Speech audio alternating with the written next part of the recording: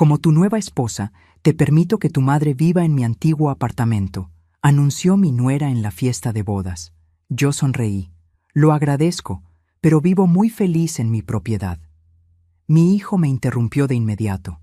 Mamá, decidí no decírtelo antes, pero mis suegros y mi cuñada se van a mudar allí. Miré alrededor del salón. En realidad, no estaban a la vista por ningún lado. Entonces dije, muy fuerte. Esa frase quedó suspendida en el aire como un cristal a punto de romperse. Todos los invitados giraron sus cabezas hacia nuestra mesa. El mariachi dejó de tocar. Los meseros se detuvieron a medio paso, y mi hijo Sebastián, mi único hijo, me miraba con una mezcla de vergüenza y desafío que jamás había visto en sus ojos. Me llamo Leonor. Tengo 67 años, y esa noche llevaba puesto mi traje sastre color vino que guardaba para ocasiones especiales.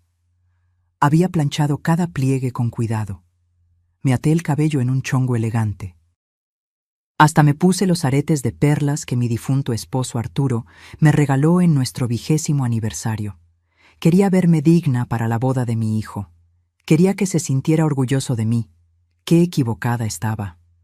Valeria, la novia, seguía de pie junto a la mesa principal con su copa de champán en alto y esa sonrisa que ahora reconozco como pura calculación. Llevaba un vestido color marfil con pedrería que debió costar más de lo que yo ganaba en 6 meses. Su familia había organizado todo: el salón de eventos en la zona rosa, las flores traídas desde Cuernavaca, el banquete para 200 invitados. Y ahora entendía por qué. Porque cuando tienes todo el control del escenario, puedes escribir cualquier guión. Leonor, dijo Valeria con esa voz dulce que usaba cuando quería parecer generosa. Sé que a tu edad es difícil mantener una casa tan grande. Por eso Sebastián y yo pensamos que estarías más cómoda en algo más pequeño, más manejable. A mi edad, como si mis 67 años me convirtieran en una anciana decrépita, incapaz de abrir una puerta. Y como mis papás y mi hermana Mónica están pasando por un momento difícil, continuó, pensamos que sería perfecto que ellos te ayudaran con los gastos de tu casa mientras tú te instalas en el departamento de Sebastián. Es una solución que beneficia a todos, ¿no crees? La mesa donde estaban sentados mis vecinos, doña Carmela y don Héctor, guardó un silencio incómodo. Vi cómo intercambiaban miradas. Algunos invitados ya murmuraban. Otros fingían revisar sus teléfonos. Sebastián ni siquiera me miraba. Tenía la vista clavada en su plato, como cuando era niño y sabía que había hecho algo malo. Respiré profundo. Olía a flores de azahar y a perfume caro. Olía a traición envuelta en papel de regalo. Valeria, dije finalmente, con una calma que me sorprendió incluso a mí, agradezco tu generosidad, pero hay algo que debes saber. Me puse de pie. Todos los ojos estaban sobre mí. Esa casa que tan gentilmente quieres que deje no es solo mía. Es el resultado de 15 años trabajando 12 horas diarias después de quedar viuda. Es la herencia de mi esposo vendida ladrillo por ladrillo para pagar la universidad de mi hijo. Es cada peso que no gasté en mí para darle un futuro a Sebastián. Valeria parpadeó. Su sonrisa tembló apenas. Y lo más importante, continué, sintiendo cómo mi voz se hacía más firme, es que tus padres y tu hermana, esos que supuestamente se van a mudar a ayudarme, ¿dónde están? Porque llevo 3 horas en esta boda y no he visto a ninguno de ellos. El silencio ahora era absoluto. Sebastián se levantó de golpe. Su silla rechinó contra el piso de madera. Mamá, por favor, no hagas una escena, susurró con urgencia. ¿Una escena? Repetí. Hijo, ustedes acaban de anunciar públicamente que me van a despojar de mi casa y yo soy la que hace una escena. Pero lo peor aún no había pasado. Si esta historia ya te erizó la piel, suscríbete para que no te pierdas cómo termina. Porque lo que viene jamás lo verán venir. Esa noche no dormí. Me quedé sentada en la sala de mi casa, la misma casa que ahora querían arrebatarme, mirando las fotografías que colgaban de las paredes. Arturo y yo el día de nuestra boda. Sebastián con apenas 3 años, cubierto de harina en la cocina. Nuestro negocio, la Tlapalería Ferretería Mendoza, con su letrero verde recién pintado. 15 años habían pasado desde que Arturo murió. 15 años desde aquella madrugada en que un infarto se lo llevó mientras dormía a mi lado. Tenía apenas 52 años. Sebastián acababa de cumplir 18. Recuerdo el olor a desinfectante del hospital, el sonido de mis propios sollozos, la mano fría de mi esposo entre las mías. Y recuerdo también la mirada aterrada de Sebastián cuando le dije que su papá no volvería a casa. Me tocó ser fuerte. No tuve opción. La ferretería había sido el sueño de Arturo. La abrió con sus propias manos, ladrillo por ladrillo, estante por estante. En los buenos tiempos llegamos a tener 3 empleados. Vendíamos de todo: cemento, varillas, herramientas, pintura. Los albañiles del barrio nos conocían por nombre. Arturo silbaba mientras atendía a los clientes. Yo llevaba las cuentas en un cuaderno de pasta dura. Después de su muerte, intenté mantenerla funcionando. Durante 6 meses me levanté a las 5 de la mañana para abrir el local. Cargué bultos de cemento que me lastimaban la espalda. Aprendí sobre calibres de alambre y tipos de clavos. Pero no era lo mismo. Los proveedores empezaron a subir los precios. La competencia de las grandes cadenas nos fue ahogando poco a poco. Una tarde, mientras cerraba la cortina metálica, me di cuenta de que estaba perdiendo dinero cada mes. Y Sebastián acababa de recibir su carta de aceptación en la Universidad Iberoamericana para estudiar ingeniería civil. La colegiatura era de 48,000 pesos por semestre. 4 años, 8 semestres, 384,000 pesos solo en colegiaturas, sin contar libros, materiales, transporte. Esa noche no fue diferente a esta. Tampoco dormí. Hice números una y otra vez en ese mismo cuaderno de pasta dura donde Arturo registraba las ventas. Al día siguiente contraté a un valuador. Un señor mayor con lentes gruesos revisó cada rincón de la ferretería. El inventario, la ubicación, el local en renta, la clientela. 2,800,000 pesos, dijo finalmente. Es un negocio noble, señora Mendoza. Lamento que tenga que venderlo. Y lo vendí. Firmé los papeles con mano temblorosa. Vi cómo desmantelaban el letrero verde. Empaqué los recuerdos en cajas de cartón. Con ese dinero hice 3 cosas. Pagué los 4 años completos de la Universidad de Sebastián por adelantado. Compré la casa donde ahora vivo, una propiedad en la Colonia del Valle que costó 4,500,000 pesos, y con lo que quedó, compré un departamento de 2 recámaras en la Roma Norte por 1,200,000 pesos que puse a nombre de Sebastián. «Es tu herencia, mijo», le dije cuando cumplió 21. «Para cuando te cases, para que tengas dónde empezar». Él me abrazó. Me dijo que era la mejor madre del mundo. Prometió que jamás me defraudaría. Pero las promesas, descubrí después, pesan menos que el aire cuando hay una mujer hermosa susurrándote al oído. Yo me quedé con apenas 200,000 pesos de ahorro. Busqué trabajo como contadora independiente. Había estudiado contabilidad antes de casarme, aunque nunca la ejercí formalmente. Empecé a llevar las cuentas de pequeños negocios del barrio, una tintorería, 2 papelerías, una cafetería.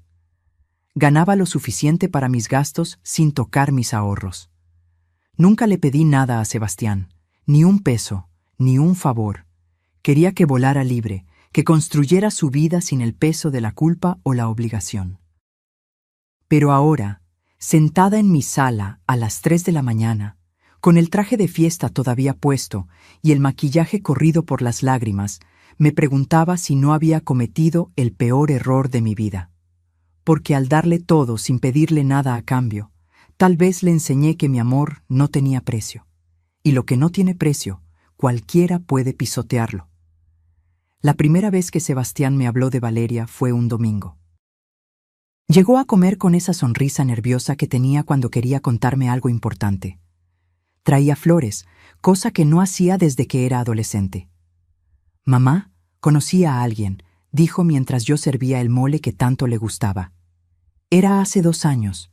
Sebastián tenía 33, trabajaba en una constructora importante y ganaba bien. Había tenido novias antes, pero ninguna lo había puesto así, con los ojos brillantes, las manos inquietas, esa energía de quien acaba de descubrir algo maravilloso. Se llama Valeria, es administradora de empresas. La conocí en una conferencia sobre desarrollo urbano. 3 semanas después me la presentó. Recuerdo que llegó con tacones altos que hacían ruido contra el piso de mi casa. Llevaba lentes oscuros aunque estábamos en interiores. Su bolsa costaba más que mi refrigerador. Me saludó con 2 besos al aire, de esos que no tocan realmente tu mejilla. Señora Leonor, qué casa tan acogedora, dijo, mirando alrededor con una sonrisa que no alcanzaba sus ojos. Acogedora. Esa palabra que la gente usa cuando no quiere decir pequeña o modesta. Durante la comida, habló principalmente de sí misma, de su trabajo en la empresa familiar, de sus viajes a Cancún y Los Cabos, de su papá que había sido empresario importante. Todo en pasado, noté, pero no le di importancia entonces. Sebastián me contó que enviudó muy joven, dijo de repente, mirándome con algo que parecía compasión. Debe haber sido muy duro criar a un hijo sola. Lo fue, respondí, pero valió cada sacrificio. Por supuesto, aunque ahora ya puede descansar, ¿no? Sebastián ya es un hombre hecho y derecho. Sonaba razonable, incluso amable, pero había algo en su tono que me incomodaba, como si estuviera midiendo, calculando, planeando. Las visitas se hicieron más frecuentes. Y con cada una, Valeria dejaba caer pequeños comentarios, como semillas envenenadas plantadas con cuidado. Esta casa es enorme para una sola persona. ¿No se siente sola a veces? He visto departamentos preciosos para personas de tu edad, Leonor, modernos, con elevador, sin tantas escaleras que cuidar. ¿No has pensado en vender?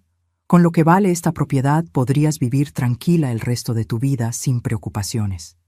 Y lo peor, siempre lo decía delante de Sebastián. Siempre con esa voz dulce, preocupada, como si realmente le importara mi bienestar. Al principio, mi hijo la interrumpía. Valeria, mi mamá está bien donde está. Pero poco a poco empezó a quedarse callado, luego a asentir, después a repetir las mismas frases. Un día llegó solo a visitarme. Fue hace 1 año, apenas 6 meses después de comenzar su relación con Valeria. Mamá, he estado pensando, dijo, removiendo nerviosamente su café.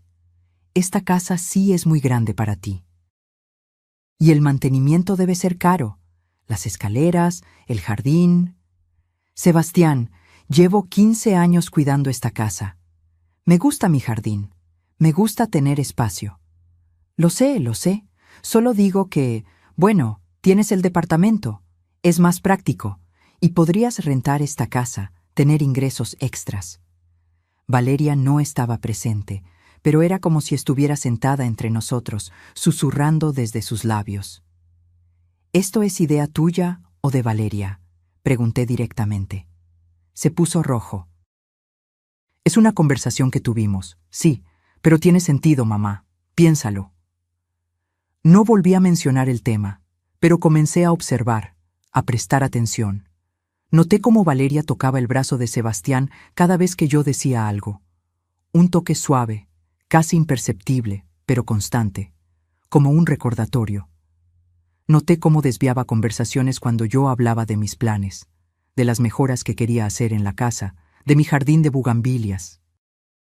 Noté cómo siempre, encontraba la manera de mencionar lo complicada que era mi vida, lo cansada que debía estar, lo sola que vivía. Una tarde, mientras ella estaba en el baño, revisé el teléfono de Sebastián que había dejado en la mesa. Sí, lo hice, y no me arrepiento. Vi mensajes de Valeria. Tu mamá es terca, pero ya va a ceder. Solo sigue insistiendo. Esa casa vale una fortuna, amor. Piensa en nuestro futuro. Mis papás realmente necesitan un lugar. Y tu mamá tiene opciones. Cerré el teléfono con manos temblorosas, pero no dije nada, porque sabía que si confrontaba a Sebastián, él defendería a Valeria, porque así funcionan estas manipulaciones. Te aíslan lentamente de quienes podrían abrirte los ojos. Así que esperé, observé, y me preparé para el golpe que sabía que vendría. Solo que nunca imaginé que sería en su propia boda, delante de 200 personas, donde finalmente mostrarían sus verdaderas intenciones. Después de aquella escena en la boda, Sebastián me alcanzó en el estacionamiento. Yo buscaba las llaves de mi auto con manos temblorosas, las luces de los coches reflejándose en el pavimento mojado. Había llovido durante la fiesta, como si el cielo también llorara por lo que acababa de presenciar. «Mamá, espera». Su voz sonaba desesperada. Me detuve. No me di vuelta. «Necesito explicarte». ¿Explicarme qué, Sebastián? ¿Que decidieron mi vida sin consultarme? ¿Que me humillaron frente a toda esa gente? No fue así. Valeria solo quería... Ella pensó que sería más fácil si lo anunciábamos públicamente, para que no te sintieras presionada a decir que sí solo por mí. Me giré entonces. Lo miré a los ojos, esos ojos que se parecían tanto a los de su padre. ¿Y funcionó? ¿Me siento menos presionada ahora que 200 personas saben que me van a sacar de mi casa? Se pasó la mano por el cabello, un gesto que hacía desde niño cuando estaba nervioso. Los papás de Valeria, mamá, perdieron su casa, tienen deudas. Rodrigo tuvo problemas con su negocio y por eso tengo que pagar yo. ¿Por eso tengo que renunciar a mi hogar? No es renunciar, es compartir, es ayudar a una familia que lo necesita. Tengo 67 años, Sebastián. Trabajé toda mi vida. Vendí el negocio de tu padre, sus sueños, para darte un futuro. ¿Y ahora me pides que entregue también mi presente? Guardó silencio. A lo lejos se escuchaba la música de la fiesta que continuaba adentro. Ellos no vinieron hoy porque están avergonzados, dijo finalmente. Estela, Rodrigo y Mónica no quisieron venir porque sabían que esto sería incómodo. Qué conveniente. Respiró profundo. Cuando volvió a hablar, su voz era distinta, más dura. Mamá, vas a tener que entender que ya no eres solo tú. Ahora soy parte de una familia más grande. Valeria es mi esposa. Sus problemas son mis problemas. Y necesito que tú... ¿Que yo qué? ¿Que me sacrifique una vez más? ¿Que me haga pequeña para que otros quepan? No respondió. Y en ese silencio entendí que había perdido algo más que una casa. Había perdido al hijo que crié. Me subí a mi auto y manejé hasta mi casa llorando todo el camino. Las calles de la Ciudad de México brillaban con la lluvia reciente. Pasé frente a la antigua ubicación de la ferretería. Ahora era una tienda de conveniencia. Ni siquiera quedaban rastros del letrero verde. Durante los siguientes 3 días, Sebastián no me llamó, pero Valeria sí. Leonor, lamento mucho cómo salieron las cosas. Su voz sonaba ensayada. No era mi intención incomodarte. Solo pensé que sería más fácil si todos estábamos de acuerdo desde el principio. Nadie me preguntó si yo estaba de acuerdo. Lo sé, por eso te llamo. Quiero explicarte bien la situación. ¿Podemos vernos? Tal vez en un café, tranquilas, solo nosotras dos. Accedí. No porque confiara en ella, sino porque necesitaba entender exactamente con qué estaba lidiando. Nos encontramos en un Starbucks de Polanco. Ella llegó tarde, como siempre, con lentes de sol enormes y esa bolsa carísima. Mi familia está pasando por un momento muy difícil. Comenzó después de pedir un latte con leche de almendras. Mi papá, Rodrigo, tuvo una empresa de importaciones. Era exitoso, Leonor. Teníamos una casa en Bosques, 2 autos del año. Pero hace 3 años todo se complicó. Hubo problemas con proveedores, deudas acumuladas. ¿Cuánto deben?, pregunté directamente. Parpadeó, sorprendida por mi franqueza. Eso no se trata solo de dinero. Se trata de dignidad. De no dejar que mi familia duerma en la calle. ¿Dónde están viviendo ahora? En un departamento rentado, pequeño. Mi mamá Estela tuvo que buscar trabajo después de años de ser ama de casa. Mi hermana Mónica se divorció hace poco y está con ellos. Es humillante para todos. Bebió de su café. Vi sus uñas perfectamente arregladas, su reloj que costaba más que 3 meses de mis ingresos. Tu casa tiene 4 recámaras, continuó. Espacio más que suficiente. Ellos podrían ayudarte con el mantenimiento, con los gastos, y tú estarías más tranquila en el departamento de Sebastián, sin escaleras, sin jardín que cuidar, sin responsabilidades. Me gustan mis responsabilidades. Leonor, su tono cambió, se volvió más frío. Sé razonable. Sebastián es mi esposo ahora. Esto no es solo tu decisión. El departamento también está a su nombre. Técnicamente, ya tiene derecho legal sobre esa propiedad. Ahí estaba, la amenaza apenas velada. ¿Me estás diciendo que van a obligarme? Estoy diciendo que sería mucho más fácil si cooperaras, para todos, especialmente para tu relación con tu hijo. Salí de ese café sintiendo un frío que no tenía nada que ver con el aire acondicionado. Esa noche contraté a un investigador privado, un señor recomendado por don Héctor, mi vecino. Se llamaba Ernesto Galván, tenía una oficina modesta en la Narvarte. Necesito saber todo sobre la familia Torres, le dije. Rodrigo, Estela y Mónica. Sus deudas, su pasado, todo. Me cobró 20,000 pesos por adelantado. Valió cada peso. Lo que descubrió me heló la sangre. El informe llegó una semana después. 30 páginas que leí sentada en mi cocina, con una taza de café que se enfrió sin que le diera un solo sorbo. Rodrigo Torres no había perdido su negocio por problemas con proveedores. Lo perdió porque apostaba. Casinos, póker online, apuestas deportivas. Debía 850,000 pesos a prestamistas.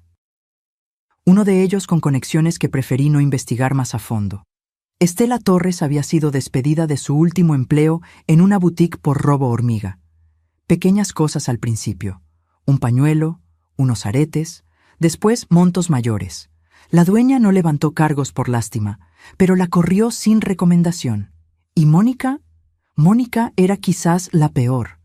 Tenía historial de fraude inmobiliario. Convenció a 3 personas mayores de invertir en propiedades que nunca existieron. Una de las víctimas era una viuda de 72 años que perdió los ahorros de toda su vida. 300,000 pesos. Cerré el folder con manos temblorosas. Esta era la familia que querían meter a mi casa. Estos eran los pobres necesitados por quienes debía sacrificarme. Llamé a Sebastián esa misma noche. Necesito hablar contigo, ahora.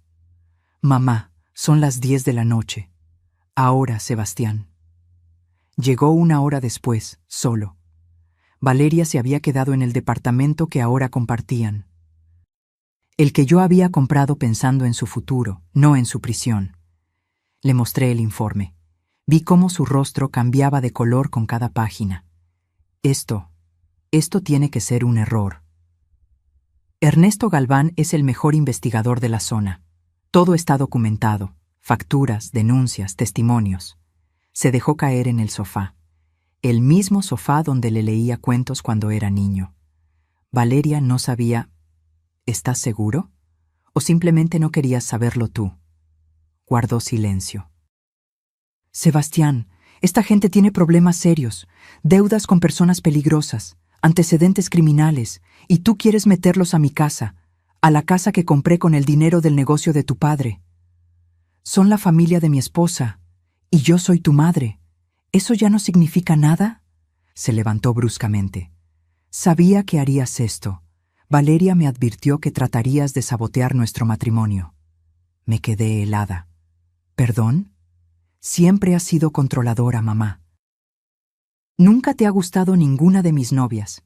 Y ahora que finalmente encontré a alguien con quien quiero construir un futuro, haces todo lo posible por arruinarlo. Sebastián, no, déjame terminar. Estoy cansado de sentirme culpable. Sí, Hiciste sacrificios. Sí, pagaste mi universidad. Pero eso no te da derecho a decidir cómo vivo mi vida. Solo te estoy mostrando la verdad. Tu verdad. La verdad según Leonor Mendoza, que siempre sabe más, que siempre tiene razón. Su voz temblaba de rabia. Valeria me ama, me eligió a mí, y si tú no puedes aceptar eso, entonces el problema eres tú. Se fue dando un portazo. El sonido resonó en toda la casa vacía. Durante los siguientes días, el silencio fue absoluto. Sebastián no contestaba mis llamadas. Mis mensajes quedaban en visto sin respuesta. Pero Valeria sí hizo algo mucho peor que el silencio. Comenzó a publicar en redes sociales. Historias en Instagram con mensajes como: cuando tu suegra prefiere una casa vacía antes que ayudar a su propia familia. Publicaciones en Facebook. Reflexión. ¿Hasta dónde llega el egoísmo de una madre que tiene todo y no quiere compartir nada? Nunca mencionaba mi nombre, pero nuestros conocidos en común sabían exactamente de quién hablaba. Los comentarios se dividieron. Algunos la defendían. Qué triste cuando los viejos se vuelven amargados. Yo también tuve una suegra egoísta, te entiendo perfectamente. Otros me defendían a mí, pero eran menos, porque la narrativa de Valeria era más simple, más fácil de digerir. Mujer joven y bondadosa contra suegra cruel que no quiere ayudar. Doña Carmela, mi vecina de toda la vida, vino una tarde con pan dulce. No les hagas caso, Leonor. La gente habla porque no sabe. Pero sí sabía. O al menos algunos sabían. Recibí llamadas de familiares lejanos, primos que no veía hace años, todos con el mismo mensaje. ¿Es verdad que no quieres ayudar a la familia de tu nuera? En el mercado, la señora que me vendía verduras me miró diferente.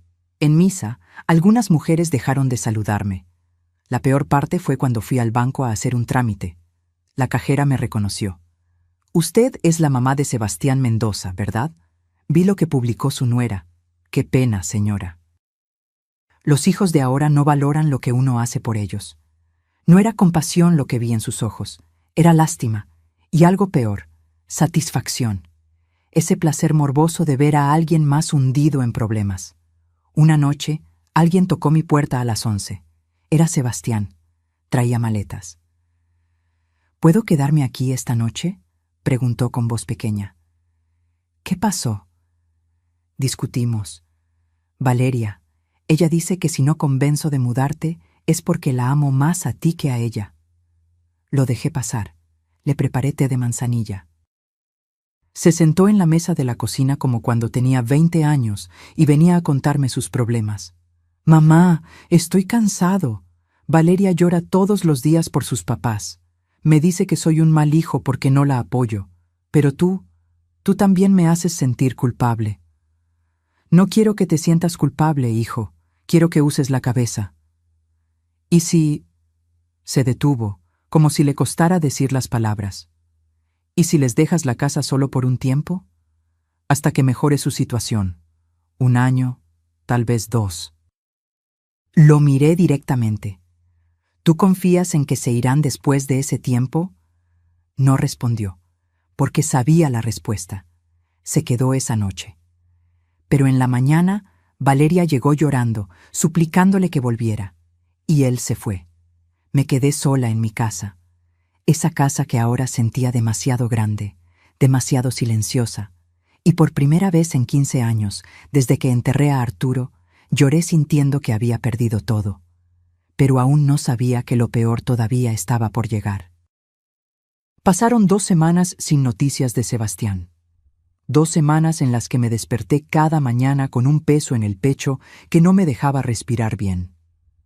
Me paraba frente al espejo del baño y veía a una mujer que ya no reconocía.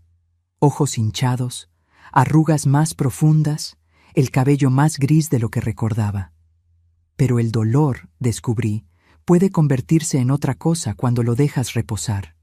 Puede transformarse en claridad, en determinación, en algo frío y afilado como un cuchillo.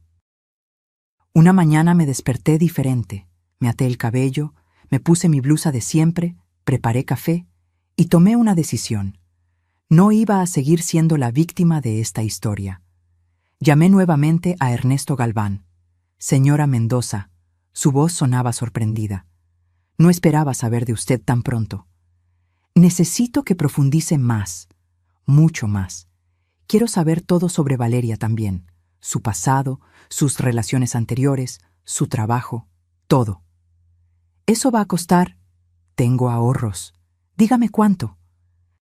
Acordamos 30,000 pesos más, dinero que dolía gastar, pero que sabía era una inversión en mi futuro. Mientras Ernesto trabajaba, yo también lo hice. Comencé a documentar todo. Cada mensaje de texto, cada publicación en redes sociales, cada interacción. Compré un cuaderno nuevo, de esos de pasta dura como el que usaba Arturo para el negocio. En la primera página escribí La verdad de los Torres. También contraté a un abogado. No cualquier abogado, licenciada Patricia Cervantes, especialista en derecho familiar y patrimonial. Tenía un despacho pequeño, pero su reputación era impecable.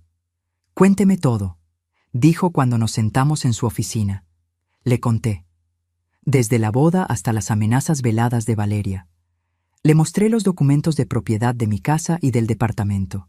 Se quitó los lentes y me miró con una expresión que no supe interpretar. Señora Leonor, ¿usted sabía que su casa no está completamente a su nombre? Sentí que el piso se movía bajo mis pies. ¿Cómo que no?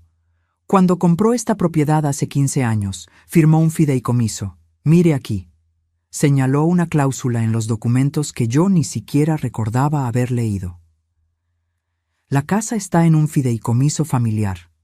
Usted es la fideicomitente y beneficiaria vitalicia. Sí, pero hay condiciones específicas. ¿Qué tipo de condiciones? Si alguien que no sea heredero directo de sangre vive en la propiedad sin el consentimiento expreso del fideicomitente, la propiedad puede revertir a, déjeme ver, una fundación benéfica designada en el anexo B. Me recargué en la silla. No recuerdo haber firmado eso. Es común. Muchos notarios incluyen estas cláusulas como protección adicional. ¿El notario que la atendió era amigo de su esposo? Sí, Ernesto Villalobos. Fue compañero de Arturo en la preparatoria. Entonces probablemente lo hizo para protegerla, para que nadie pudiera quitarle la casa o aprovecharse de usted después de enviudar. Mi mente trabajaba rápidamente. ¿Y si ya hay personas viviendo ahí? ¿Personas que yo no autoricé? Depende. ¿Cuánto tiempo llevan viviendo? Nadie vive ahí todavía, pero están presionándome para que los deje entrar. Entonces tiene una ventaja. Según esta cláusula, si permite que vivan personas no autorizadas por más de 90 días continuos, el fideicomiso se activa automáticamente. Pierde la propiedad. ¿Y si yo quiero activarlo antes, puedo hacerlo intencionalmente? La licenciada Cervantes me miró con renovado interés. Explíqueme qué tiene en mente. Le expliqué. Todo. Mi plan todavía estaba formándose, pero la idea central estaba clara. Si iba a perder algo, sería bajo mis propios términos, no los de ellos. 3 días después, Ernesto Galván me entregó su segundo informe. Este era aún más grueso que el primero. Me senté en mi sala, con una taza de té de tila para calmar los nervios, y empecé a leer. Valeria García Torres, 28 años. Pero las sorpresas comenzaban mucho antes de su edad. Había tenido 3 relaciones serias en los últimos 5 años, todas con hombres mayores, todos con propiedades o negocios. La primera relación terminó en una demanda por acoso, después de que él le pidió que devolviera un auto que le había regalado.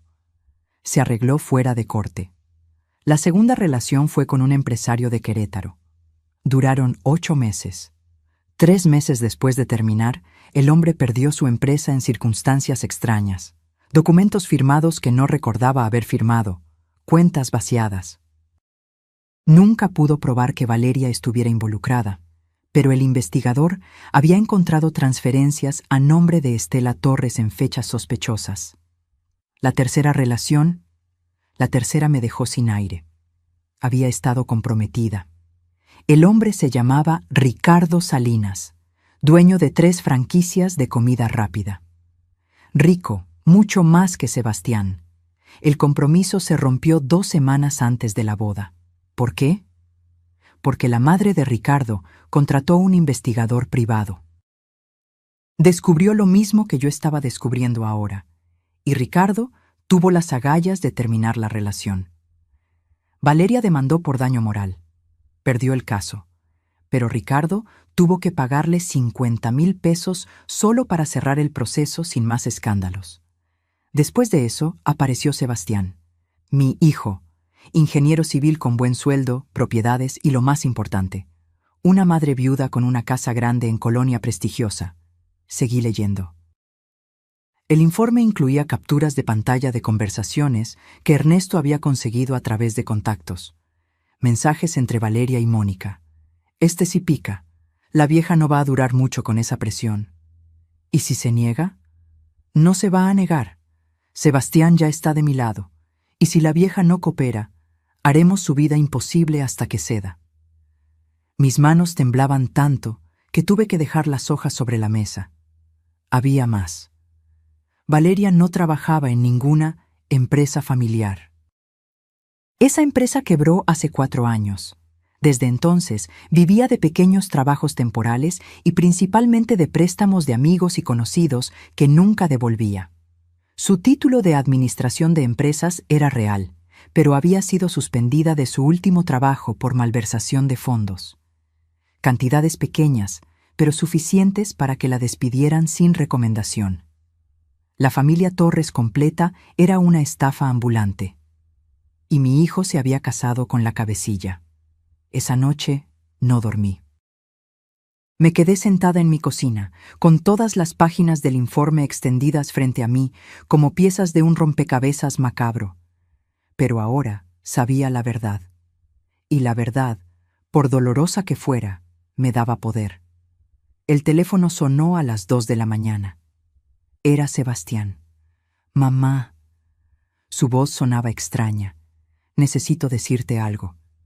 «¿Qué pasó?» Firmé un contrato de arrendamiento de tu casa.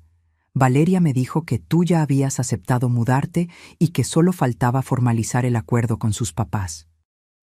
Yo firmé como avalista porque el departamento está a mi nombre.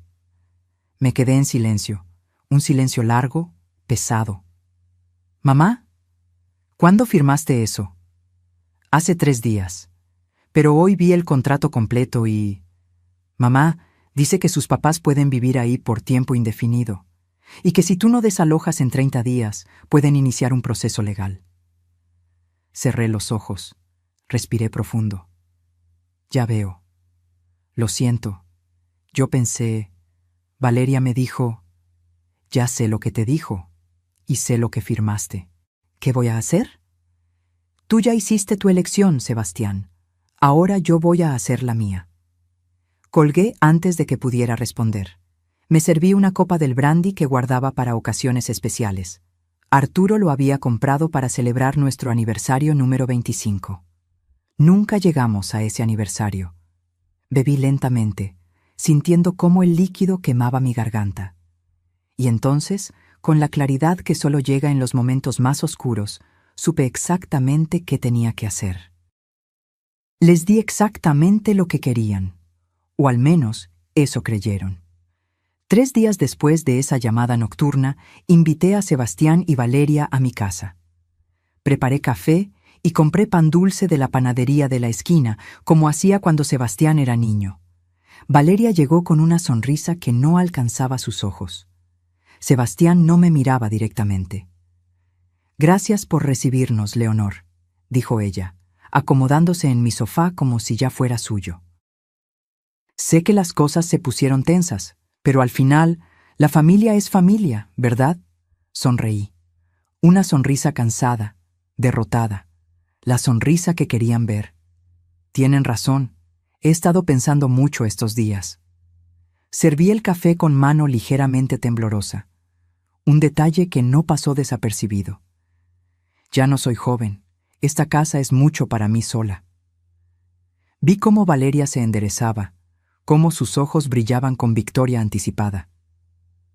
El departamento de Sebastián es más práctico, continué. Sin escaleras, sin jardín que mantener. Y si la familia de Valeria realmente necesita ayuda... Mamá. Sebastián sonaba aliviado, casi culpable. Solo necesito tiempo para organizar mis cosas, dije suavemente. 15 años aquí, muchos recuerdos que empacar. Por supuesto, respondió Valeria rápidamente. Tómate el tiempo que necesites. 2 semanas, 1 mes. 3 semanas, dije. Me mudo en 3 semanas. Valeria extendió su mano sobre la mesa y apretó la mía. Sus dedos estaban fríos. Eres una mujer sabia, Leonor. Esto es lo mejor para todos. Cuando se fueron, me quedé sentada en mi sala durante horas, mirando cada rincón, el sillón donde Arturo leía el periódico, la mancha en la pared que dejó Sebastián cuando tenía 8 años y jugaba pelota dentro de la casa, las cortinas que había elegido hace 10 años, pero no lloré. Ya no tenía más lágrimas. La familia Torres se mudó 2 días después. No esperaron las 3 semanas. Llegaron con un camión de mudanzas un martes por la mañana. Yo me quedé ahí, viendo cómo descargaban muebles, cajas, televisores. Rodrigo Torres era un hombre de unos 60 años, barrigón, con ese aire de quien alguna vez tuvo dinero y nunca superó perderlo. Estela era delgada, nerviosa, con las manos siempre ocupadas en algo. Mónica tenía 32, rubia teñida, tacones altos, incluso para una mudanza. Señora Leonor, Rodrigo me saludó con una cordialidad falsa. Qué amable de su parte permitirnos quedarnos aquí. Se lo agradecemos enormemente. Es temporal, respondí. Por supuesto, solo hasta que mejore nuestra situación. Mentiroso. Podía verlo en sus ojos. No tenían intención de irse nunca. Les di un recorrido por la casa.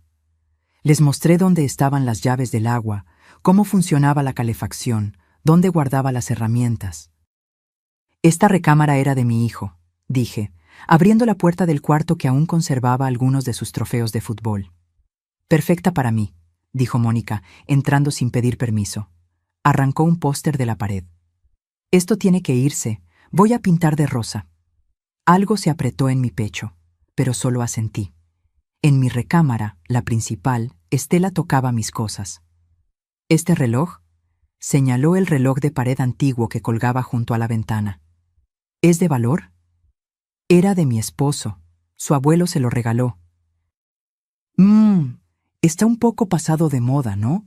Pero seguro podemos venderlo. Estos antiguos a veces valen algo. No está en venta. Bueno, técnicamente ya no vives aquí, así que... Rió. Una risa aguda que me taladró los oídos. Empaqué mis cosas esenciales esa misma tarde. Ropa, documentos importantes, las fotos de Arturo y Sebastián. El reloj de pared me lo llevé también, envuelto en una cobija. Sebastián vino a ayudarme a cargar las cajas en su auto. Trabajamos en silencio. La familia Torres nos miraba desde la sala, bebiendo cervezas, comentando sobre qué iban a cambiar primero.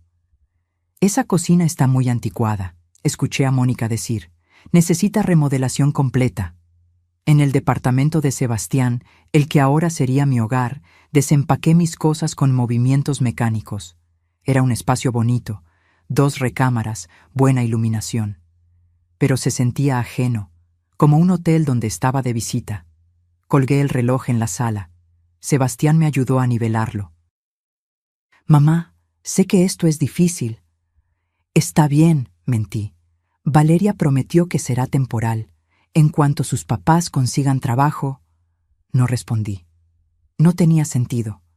Durante las siguientes 2 semanas, Sebastián me visitaba cada 3 días. Me traía comida, me preguntaba cómo estaba. Yo sonreía, decía que todo estaba bien, que me estaba adaptando. Pero llamaba a mi casa, mi antigua casa, solo para escuchar quién contestaba. La primera vez contestó Mónica. ¿Bueno? Su voz sonaba impaciente. Colgué sin decir nada. La segunda vez contestó Rodrigo. Residencia Torres, dijo con orgullo. Residencia Torres, en la casa que yo compré con el dinero del negocio de mi esposo muerto. Colgué con las manos temblando. Empecé a manejar por mi antigua calle, solo para ver, como quien visita una tumba. Una tarde vi algo que me heló la sangre, un camión de una casa de empeño estacionado frente a mi casa. 2 hombres sacaban muebles, mi librero de caoba. La mesa del comedor donde celebramos 20 cumpleaños de Sebastián, las sillas que Arturo había barnizado él mismo. Llamé a Sebastián inmediatamente. Están vendiendo mis muebles. ¿Qué? No, debe haber un error. Estoy aquí, los veo, están sacando todo. Escuché cómo confrontaba a Valeria. Voces amortiguadas. Después volvió al teléfono. Valeria dice que sus papás necesitaban dinero urgente, que tú dijiste que podían disponer de lo que no te llevaste. Jamás dije eso. Mamá, son solo cosas, muebles viejos. Eran las cosas de tu padre. Silencio largo. Lo siento, pero ya no puedo hacer nada. Ya se los llevaron. Esa noche recibí una llamada de doña Carmela, mi ex vecina. Leonor, necesito contarte algo. La familia esa, están destrozando tu jardín. Arrancaron todas tus bugambilias. Dicen que van a hacer una terraza moderna. Las bugambilias que había plantado hace 12 años, que regaba cada mañana, que podaba con mis propias manos. También vi que vendieron tu reloj de pared, continuó doña Carmela. El que estaba en la sala. Lo vi en una publicación de Facebook. Lo vendieron por 15,000 pesos. Ese reloj estaba en mi recámara. Me lo llevé. Entonces tenían otro igual, porque definitivamente era el tuyo. Tenía la inscripción en la parte de atrás, ¿no? Para Arturo, con amor eterno. Se me cortó la respiración. Habían entrado al departamento. Habían robado el reloj mientras yo no estaba. Llamé a Sebastián. No contestó. Le escribí. Me dejó en visto. Llamé a Valeria. Ella sí contestó. Leonor, no sé de qué hablas. Mi mamá encontró ese reloj en un closet de la casa. Pensó que lo habías dejado porque no lo querías. Mentirosa. Yo me lo llevé. Ustedes entraron a mi departamento. Ten cuidado con lo que acusas. No tienes pruebas. Y honestamente, a tu edad, es normal olvidar dónde dejas las cosas. Colgó. Me senté en el piso de mi departamento prestado, rodeada de cajas a medio desempacar, y por primera vez entendí verdaderamente con qué tipo de gente estaba lidiando. No eran solo oportunistas, eran depredadores, pero yo también podía serlo. Saqué mi cuaderno, el de pasta dura, y agregué una página nueva, evidencias de robo y violación de propiedad privada. Debajo comencé a escribir cada detalle, cada objeto robado, cada mentira. La trampa estaba lista. Solo faltaba que cayeran completamente en ella, y les faltaban exactamente 67 días para que se activara la cláusula del fideicomiso. 67 días para que perdieran todo.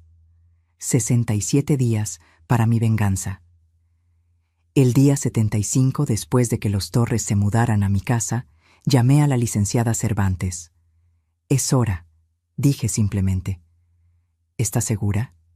Una vez que iniciemos esto, no hay vuelta atrás. Completamente segura. Nos reunimos en su oficina esa misma tarde.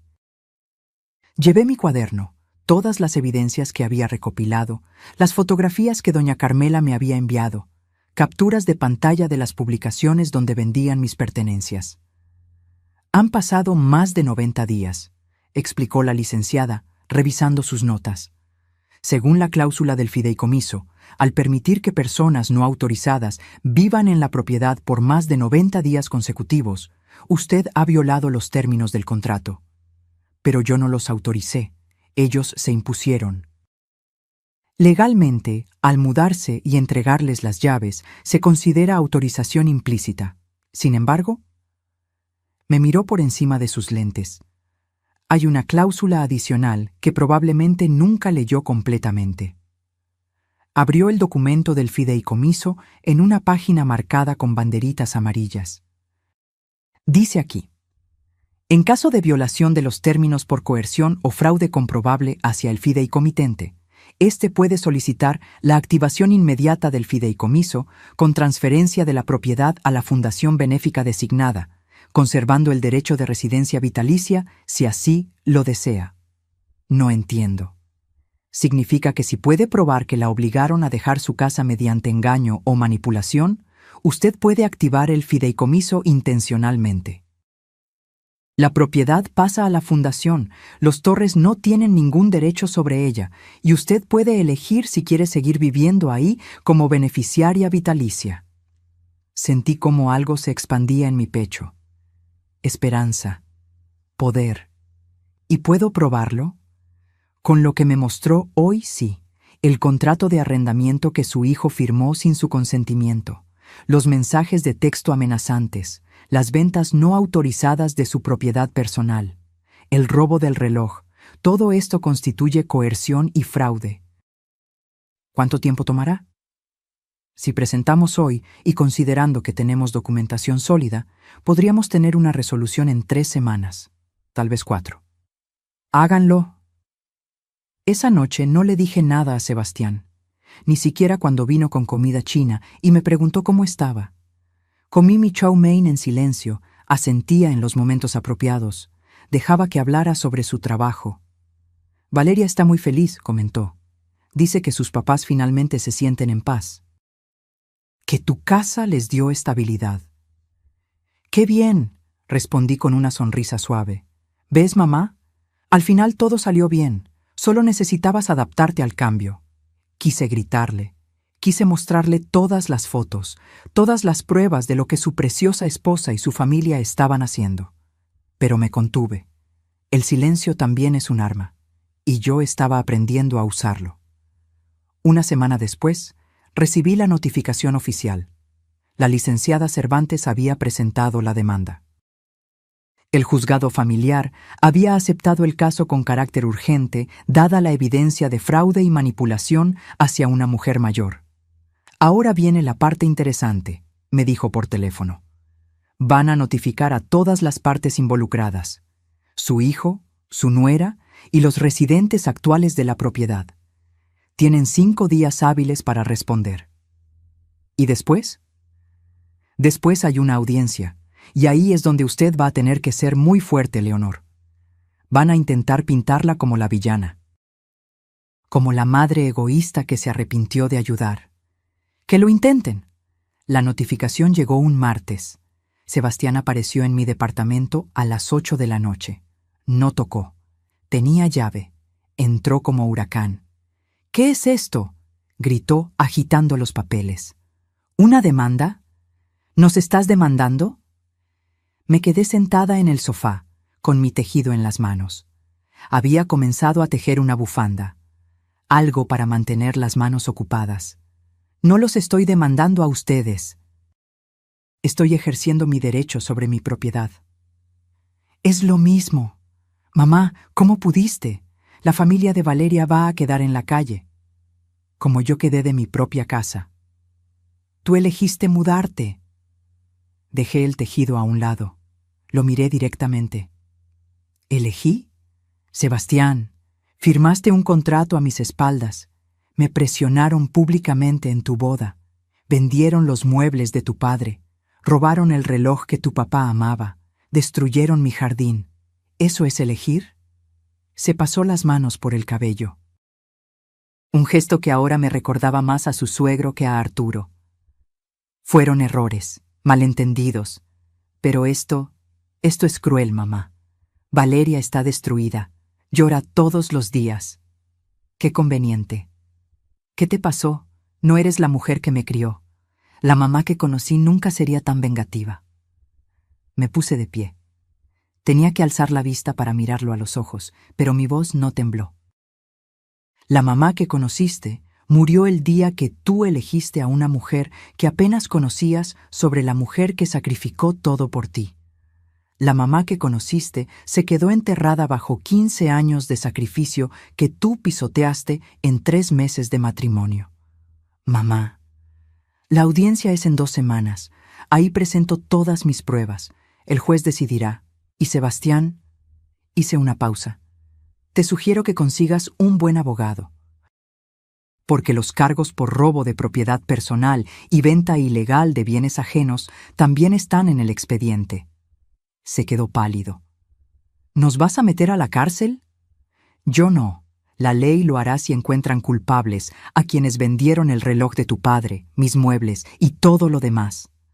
Se fue sin decir más. La puerta se cerró con un ruido sordo. Me senté de nuevo. Mis manos temblaban, pero no de miedo, de adrenalina, de poder recuperado. Esa noche Valeria me llamó. Su voz ya no era dulce. Era puro veneno. Vieja miserable, ¿crees que vas a ganar? Tengo abogados, buenos abogados, y voy a hundir tu nombre en el lodo. Cuando termine contigo, nadie en esta ciudad va a querer verte. Inténtalo, respondí con calma, pero te sugiero que mejor uses ese dinero de abogados para buscar dónde van a vivir tú y tu familia en 3 semanas. Sebastián va a elegirme a mí. Lo sabes, ¿verdad? Te va a abandonar. Vas a morir sola, amargada, sin nadie.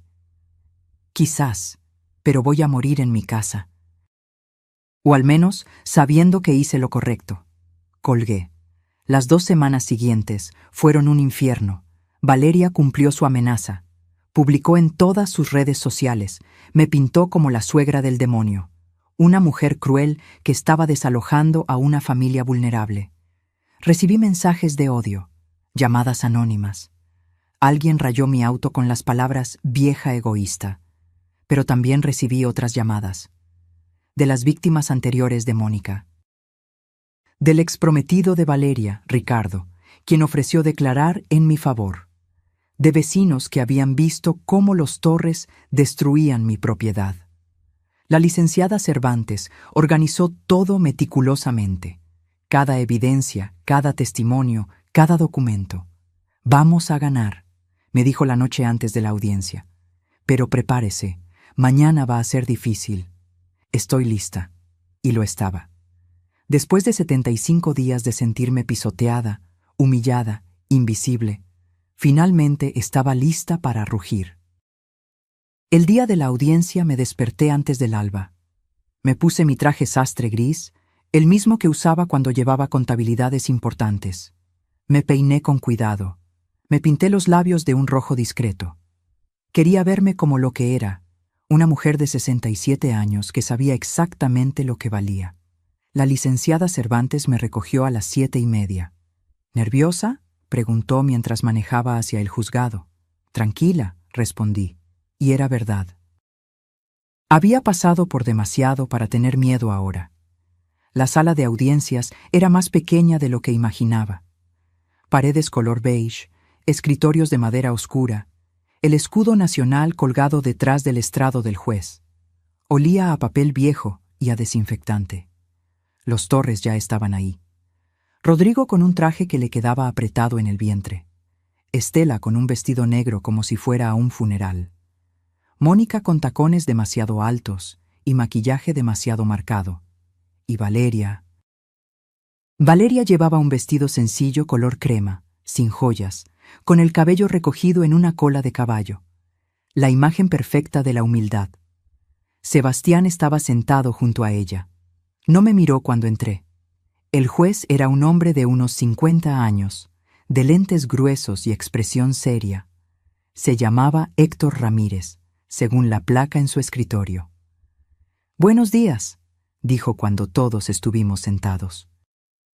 «Estamos aquí por el caso de Leonor Mendoza, viuda de Sánchez, contra la familia Torres García, en relación con la propiedad ubicada en...». Leyó la dirección completa de mi casa, mi antigua casa. «Licenciada Cervantes, puede proceder con su apertura». Patricia se puso de pie. Llevaba un portafolio café lleno de documentos. «Su señoría, vengo a representar a la señora Leonor Mendoza, una mujer viuda de 67 años que ha sido víctima de coerción, manipulación y fraude por parte de su nuera y la familia de ésta». Comenzó a presentar las evidencias, una por una, metódicamente. El contrato de arrendamiento que Sebastián firmó sin mi consentimiento. las capturas de pantalla de las publicaciones donde vendían mis muebles, los testimonios de doña Carmela sobre la destrucción de mi jardín, las fotografías del reloj de Arturo siendo vendido en línea, el abogado de los Torres, un hombre joven con demasiado gel en el cabello, intentaba objetar constantemente. Su señoría, la señora Mendoza, voluntariamente dejó la propiedad. Firmó documentos de entrega de llaves. No firmé ningún documento, interrumpí. El juez me miró. Señora Mendoza, por favor espere su turno para declarar. Disculpe, su señoría. Patricia continuó. Presentó los mensajes entre Valeria y Mónica que el investigador había conseguido. Esos donde llamaban vieja y planeaban presionarme hasta que cediera. Vi cómo Valeria palidecía. Su señoría, dijo su abogado, esos mensajes privados fueron obtenidos ilegalmente. Fueron obtenidos por un investigador privado licenciado, respondió Patricia. Completamente legal bajo el artículo 16 constitucional cuando hay sospecha fundada de fraude. El juez tomaba notas sin expresión. Después fue el turno de los Torres para defenderse. Su abogado llamó primero a Valeria al estrado. Señorita Torres, señora de Mendoza, corrigió ella con voz suave. Perdón, señora de Mendoza, ¿puede explicarle al juez cómo fue que llegaron a vivir en la propiedad de su suegra? Valeria se limpió una lágrima inexistente. Mi familia estaba pasando por un momento muy difícil, su señoría. Mi padre perdió su negocio. Estábamos a punto de quedarnos en la calle. Cuando Sebastián y yo nos casamos, su mamá, Leonor, nos dijo que nos ayudaría, que podíamos usar su casa mientras ella se mudaba a un lugar más pequeño. ¿Ella se ofreció voluntariamente? Sí, dijo que era su regalo de bodas para nosotros. Mentira. Mentira descarada. ¿Y los muebles que vendieron? Leonor nos dijo que tomáramos lo que quisiéramos, que ella ya no los necesitaba, incluso nos dio permiso de hacer modificaciones en la casa. ¿Y el reloj? Ese reloj estaba en un closet. Pensamos que lo había olvidado. Mi mamá lo vendió para comprar comida. No sabíamos que era importante. Cada palabra era como una puñalada, pero me mantuve quieta. Serena. El juez la miró directamente. ¿Tiene pruebas de que la señora Mendoza autorizó estas acciones? Valeria titubeó. Fue verbal, todo fue de palabra. Entiendo. Llamaron después a Sebastián. Mi hijo subió al estrado evitando mi mirada. Señor Mendoza, dijo el abogado de los Torres. ¿Su madre estaba de acuerdo con el arreglo? Sebastián se removió incómodo en su asiento. Ella estaba reacia al principio, pero eventualmente entendió que era lo mejor. ¿Usted diría que la obligaron? No, yo no lo creo. ¿No lo cree o no la obligaron? La voz del juez era afilada. Hubo presión, sí, pero... ¿presión de quién? Sebastián miró a Valeria. Ella le sostuvo la mirada con ojos suplicantes. De las circunstancias. La familia de Valeria necesitaba ayuda y... Responda a la pregunta, señor Mendoza. ¿Su madre fue presionada o no? El silencio se extendió, pesado, denso. Sí, dijo finalmente, en voz baja. Sí fue presionada. Escuché el grito ahogado de Valeria. El juez tomó nota. Después me tocó a mí. Subí al estrado con paso firme. Puse mi mano sobre la Biblia y juré decir la verdad. Y la dije. Toda. Sin adornos, sin dramatismos. Solo los hechos. Les conté sobre el anuncio en la boda. Sobre los mensajes de presión. Sobre el contrato firmado a mis espaldas. Sobre ver cómo vendían los recuerdos de mi esposo muerto. Sobre las bugambilias arrancadas. Sobre el reloj robado. ¿Por qué no se defendió antes, señora Mendoza?, preguntó el juez. Porque tenía miedo de perder a mi hijo. Pensé que si cedía, si me hacía pequeña, él volvería a mí. Pero me equivoqué. Cuando cedes ante los buitres, no te dejan en paz. Solo van por más carne. Valeria se puso de pie. Eso es mentira. Ella es la manipuladora aquí. Siempre lo ha sido. Orden. El juez golpeó su mazo. Señora de Mendoza, siéntese o la sacarán de la sala. Patricia pidió la palabra. Su señoría, me gustaría presentar un testigo adicional, el señor Ricardo Salinas. Ricardo entró a la sala. El ex prometido de Valeria. Un hombre de unos 40 años, bien vestido, seguro de sí mismo. Declaró durante 20 minutos. Contó cómo Valeria lo había manipulado. Cómo intentó quedarse con propiedades a su nombre. Cómo su familia había intentado aislarlo de su madre. El mismo patrón, dijo mirando directamente a Valeria. Encuentra un hombre con recursos, se acerca a él haciéndose la víctima, manipula para obtener propiedades, y cuando ya no puede sacar más, busca al siguiente. Valeria lloraba ahora, llantos reales, desesperados. El juez revisó todos los documentos durante lo que pareció una eternidad. He visto suficiente, dijo finalmente. La evidencia presentada demuestra claramente un patrón de coerción y fraude. Además, según los términos del fideicomiso presentado, la propiedad estaba protegida contra exactamente este tipo de situación. Miró a los Torres. La familia Torres tiene 72 horas para desalojar completamente la propiedad ubicada en... Leyó la dirección.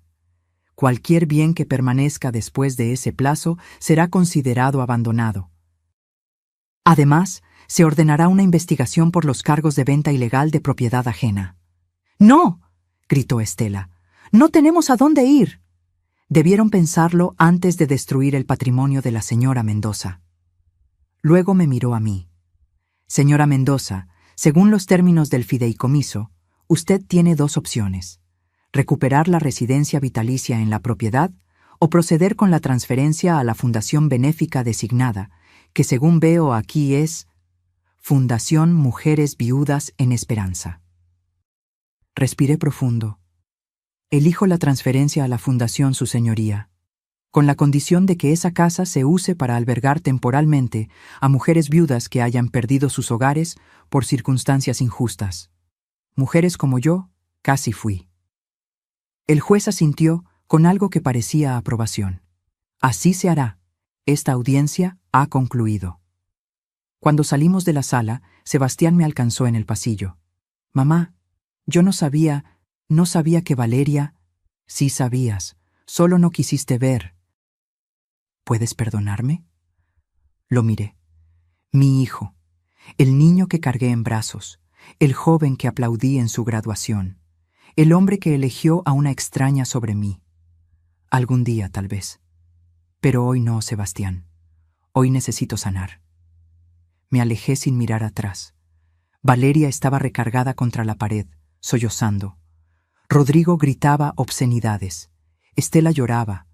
Mónica ya estaba al teléfono, probablemente buscando dónde esconderse de los cargos que vendrían. Pero yo caminé por ese pasillo con la cabeza en alto. Porque por primera vez en meses respiraba libre. 72 horas después regresé a mi casa. La licenciada Cervantes me acompañó, junto con un oficial del juzgado y 2 testigos. Los Torres ya habían sacado sus cosas. Dejaron la casa como campo de batalla. Paredes rayadas, pisos sucios, basura acumulada en las esquinas. Arrancaron hasta las cortinas. El jardín era un páramo de tierra removida, donde antes crecían mis bugambilias. Caminé por cada habitación sintiendo una mezcla de tristeza y liberación. En la cocina, alguien había quemado el piso de linóleo. En mi antigua recámara habían pintado las paredes de un rosa chillante. El baño principal tenía el espejo roto, pero seguía siendo mi casa. «Lo siento, señora Mendoza», dijo el oficial. «Hay gente que no respeta nada». «No importa», respondí. «Las paredes se pueden pintar, los pisos se pueden reparar». La dignidad robada es más difícil de recuperar, y yo ya recuperé la mía. Pasé los siguientes días limpiando. Doña Carmela vino a ayudarme. Don Héctor trajo herramientas para reparar lo que se podía reparar. Otros vecinos, los que siempre me habían apoyado, llegaron con escobas, cubetas, pintura. «Esto es increíble, Leonor», dijo doña Carmela mientras restregábamos el piso de la cocina. Lo que hiciste, defender tu casa así. No tuve opción, o me defendía o me hundía. ¿Y tu hijo? ¿Has sabido de él? Negué con la cabeza. Nada desde la audiencia. Volverá. Los hijos siempre vuelven cuando se les abre los ojos. No estaba segura de querer que volviera. No todavía.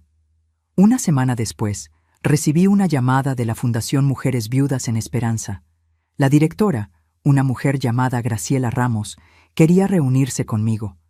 Nos vimos en un café de la Condesa. Señora Mendoza, comenzó con una sonrisa cálida. Primero que nada, déjeme decirle que lo que hizo es extraordinario. Esa casa puede albergar hasta 6 mujeres al mismo tiempo. Con las reparaciones adecuadas, será un refugio para quienes más lo necesitan. ¿Y yo? Pregunté. El juez dijo que tenía residencia vitalicia si la quería. Sí, podría vivir ahí como administradora, ayudar a coordinar el refugio, o si prefiere, podemos designar a otra persona y usted solo visitaría cuando quisiera. Pensé en ello. Pensé en vivir rodeada de mujeres que habían perdido todo, como casi lo pierdo yo. En convertir mi dolor en propósito. Quiero participar, dije. No como administradora de tiempo completo, soy vieja para eso, pero quiero ayudar, contar mi historia a las mujeres que lleguen, que sepan que se puede sobrevivir a la traición, que se puede recuperar la dignidad. Graciela extendió su mano. La estreché. 2 semanas después, la casa estaba transformada. Habíamos pintado todas las paredes de colores claros, compramos muebles sencillos pero dignos. Replantamos el jardín con nuevas bugambilias y también con rosas, jazmines y un pequeño huerto de hierbas aromáticas. La primera residente llegó un martes. Se llamaba Rosa. Tenía 58 años. Su hijo la había echado de su casa para que su novia se mudara. La historia me sonó terriblemente familiar. No estás sola, le dije mientras le mostraba su habitación. Aquí vas a sanar, y después vas a volar. Lloró en mis brazos, y yo lloré con ella. Porque ahora entendía que mi dolor no había sido en vano. Un mes después de la audiencia, Sebastián apareció en la puerta. Ya no se veía como el hombre seguro y orgulloso que había elegido a Valeria sobre mí. Tenía ojeras profundas. Había perdido peso. Su ropa estaba arrugada. Mamá, me quedé en la puerta sin invitarlo a pasar. Me divorcié, dijo sin preámbulo. Valeria, era todo verdad, todo lo que dijiste. La encontré intentando que yo firmara documentos para vender el departamento. Mi departamento, el que tú compraste. Lo siento, dije, y era sincera. No, yo lo siento. Tardé demasiado en ver lo que siempre estuvo frente a mí. Me dejé cegar por... ni siquiera sé por qué. Por la idea del amor, supongo. Por no querer estar solo. El miedo a la soledad nos hace aceptar compañías tóxicas. ¿Podrás perdonarme alguna vez? Lo miré. Mi hijo. El producto de mi amor con Arturo. El niño que cargué, que alimenté, que eduqué con todo lo que tenía. El perdón no se pide, Sebastián. Se gana, con tiempo, con acciones, con cambio real. ¿Qué tengo que hacer? Primero, ser honesto contigo mismo sobre por qué me traicionaste. No fue solo Valeria. Hubo algo en ti que eligió creerle a ella en lugar de confiar en mí. Asintió con los ojos húmedos. Segundo, reconstruir tu vida con integridad. No para impresionarme a mí, sino porque eso es lo que tu padre habría querido. ¿Y tercero? Tercero, entender que nuestra relación cambió. Yo ya no soy la madre que se sacrifica en silencio, y tú ya no puedes ser el hijo que da por sentado ese sacrificio. ¿Lo entiendo? Bien. Hice una pausa. Hay una habitación disponible aquí. No para ti, pero podrías venir una vez a la semana a ayudar con el mantenimiento, con el jardín, conocer a las mujeres que se están recuperando, aprender de sus historias. ¿Me estás dando una oportunidad? Te estoy dando la oportunidad de convertirte en el hombre que tu padre habría estado orgulloso de conocer. Vino el siguiente sábado. Y el siguiente. Y el siguiente. Lo vi cambiar lentamente. Vi cómo escuchaba las historias de Rosa, de Mariana que llegó después, de Claudia y Ana. Mujeres abandonadas, traicionadas, despojadas. Mujeres que estaban reconstruyendo sus vidas ladrillo por ladrillo. Una tarde, mientras trabajábamos juntos plantando nuevas bugambilias, me dijo: «Gracias, mamá». ¿Por qué? Por no rendirte conmigo, por mostrarme que el amor verdadero tiene límites, que respetar es más importante que complacer. No respondí, solo seguí plantando, pero por dentro algo sanó un poco más. Pasaron 6 meses. La casa albergaba a 5 mujeres, todas trabajando, recuperándose, planeando sus futuros. Yo vivía en un departamento pequeño cerca de ahí, pero pasaba la mayoría de mis días en la casa, ayudando, aconsejando, simplemente estando presente. Don Héctor murió en marzo. Doña Carmela me pidió que hablara en su funeral. Él siempre te admiró, me dijo. Decía que eras la mujer más valiente que conocía. En el funeral, rodeada de gente que conocí toda mi vida, hablé sobre don Héctor, pero también sobre el valor. Sobre la diferencia entre la valentía que grita y la valentía que se mantiene firme en silencio hasta el momento exacto de actuar. Sebastián estaba ahí. Desde la audiencia se había convertido en alguien diferente, más humilde, más consciente. Trabajaba duro en reconstruir su vida. Había vendido el departamento y comprado uno más pequeño. Donó la mitad del dinero a la fundación. «Es lo menos que puedo hacer», dijo cuando le pregunté por qué. «No lo haces por mí», le recordé. «Lo haces porque es lo correcto». De Valeria nunca supe más. Alguien me dijo que se mudó a Guadalajara, que había encontrado otro hombre con dinero, que el patrón continuaba. Los Torres enfrentaron cargos por la venta ilegal de mis bienes. Rodrigo terminó pagando una multa considerable. Mónica finalmente fue a prisión por los fraudes anteriores que habían sido documentados. Estela simplemente desapareció. No sentí alegría por su desgracia, pero tampoco sentí pena, sentí nada. Y eso era liberador. Un año después de la audiencia, en una tarde tibia de octubre, estaba sentada en el jardín de la casa. Las bugambilias habían crecido hermosas, más vibrantes que nunca. Rosa estaba adentro preparando la cena. Mariana leía en el portal. Ana regaba las plantas. Sebastián llegó con flores, como hacía ahora cada semana. «Para ti, mamá». Las tomé. Eran girasoles, mis favoritas. «¿Cómo estás?», preguntó, sentándose a mi lado. «Bien, realmente bien». Y era verdad. «Conocí a alguien», dijo tímidamente. «Se llama Patricia. Es profesora. ¿Te gustaría conocerla?» «¿Ya le contaste tu historia?» «Toda, incluyendo las partes feas, incluyendo lo que le hice a mi madre». «¿Y qué dijo?» «Que todos merecemos una segunda oportunidad, pero que las segundas oportunidades se ganan, no se regalan». Sonreí. Me agrada ya. Esa noche, después de que Sebastián se fue, me quedé sentada en el jardín hasta que oscureció. Miraba las estrellas apareciendo una por una en el cielo de la Ciudad de México. Pensé en Arturo, en cómo habría manejado todo esto, probablemente con más gracia que yo, pero también pensé que estaría orgulloso, no de la venganza, sino de la dignidad recuperada, porque esto nunca fue sobre castigar, fue sobre no permitir que me borraran. Rosa salió con 2 tazas de té. «Pensé que le gustaría un poco de compañía, señora Leonor». «Gracias, hija». Se sentó a mi lado en silencio. Después de un rato dijo: «Mi hijo llamó hoy». «¿Sí?» «Quiere hablar. Dice que su novia lo dejó cuando se dio cuenta de que yo no tenía dinero que darle». «¿Y qué le dijiste?» «Que lo vería, pero en mis términos. Que si quiere una relación conmigo, tiene que ganársela». Le apreté la mano. «Bien hecho. Aprendí de la mejor». Bebimos nuestro té en silencio mientras la noche se instalaba completamente. Y en ese silencio entendí algo fundamental. La verdadera riqueza nunca estuvo en la casa, ni en los muebles, ni en las propiedades. La verdadera riqueza estaba en saber cuándo pelear, cuándo ceder, y cuándo simplemente caminar con la cabeza en alto, sabiendo que hiciste lo correcto. Estaba en no permitir que te conviertan en víctima de tu propia bondad. Estaba en entender que el amor sin respeto es solo manipulación disfrazada.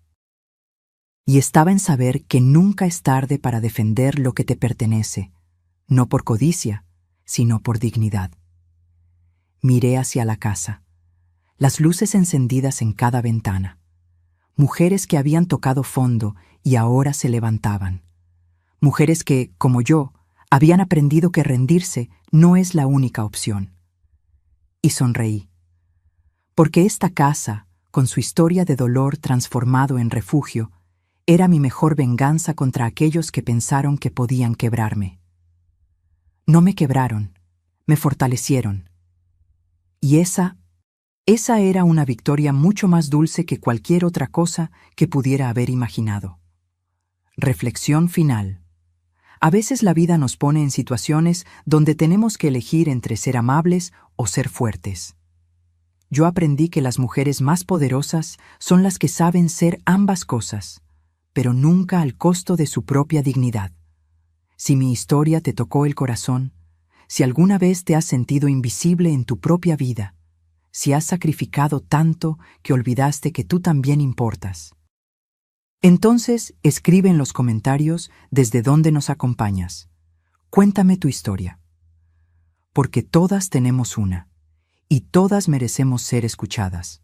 Dale like si crees que el respeto se gana, no se mendiga. Y suscríbete para seguir compartiendo historias de mujeres que se negaron a ser borradas de sus propias vidas, porque al final la verdadera herencia no son las casas ni el dinero, es la dignidad con la que enfrentamos las tormentas. Y eso nadie te lo puede quitar. Fin.